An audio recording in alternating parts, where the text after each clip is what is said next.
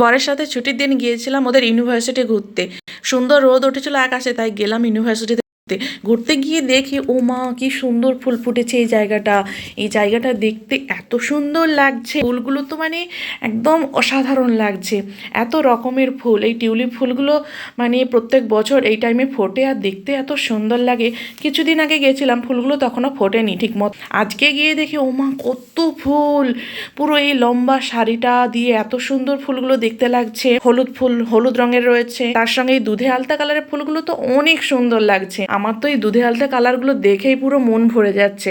তার সাথে এই সাদা সাদা ফুলগুলোও রয়েছে, হলুদ তার সঙ্গে দুধে আলতা আর এই সাদা ফুলগুলো যেন একটা আলাদাই কম্বিনেশন তৈরি করেছে। আর ফুলগুলো দেখতে এত সুন্দর লাগে। টিউলিপ ফুলগুলো এই সময় ফোটে আর প্রচুর মানুষ এই সময় এই জায়গাতে ভিড় করে এই ফুলগুলো দেখার জন্য। এখানে অনেক রকমের ফুলের চারা রয়েছে।